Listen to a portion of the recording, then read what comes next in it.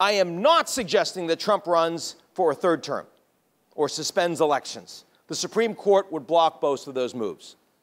But uncompetitive elections, elections that look more like a single-party system than a competitive representative democracy, that is becoming increasingly plausible.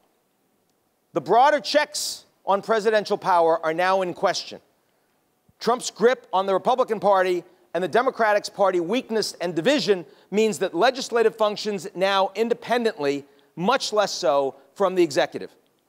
Even if Democrats retake majority control of the House of Representatives, and flipping the Senate looks very unlikely no matter what, they can impeach Trump, they can conduct oversight, they can appear partisan, but with no enforcement power, since the Department of Justice's cooperation with any investigation is no longer plausible.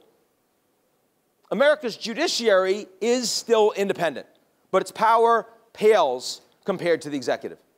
The Supreme Court, aware that Trump could refuse to accept decisions he doesn't like, is limiting the scope of its rulings to preserve its own legitimacy. Lower courts aren't as restrained, but their decisions can and often are overturned, and that gives Trump more leeway to consolidate authority.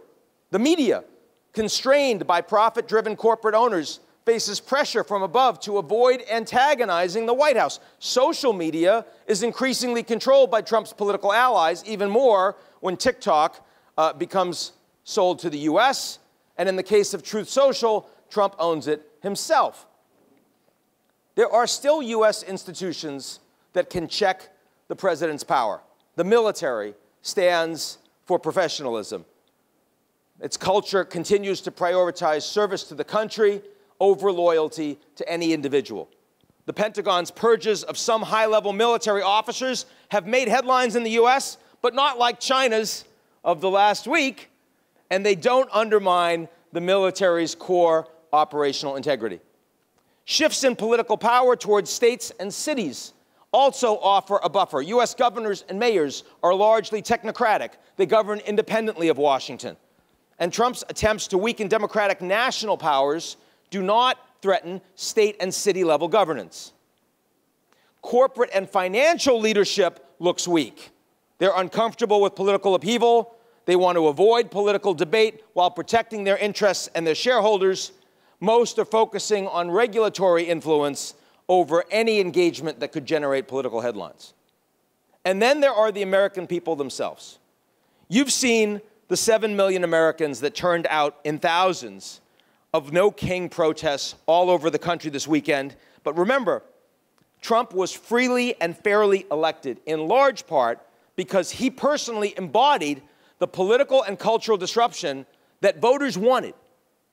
Most American voters who said they cared about democracy in 2024 voted for, not against Trump, because they were convinced that the U.S. political system was already broken and that only President Trump would create the disruption that they wanted.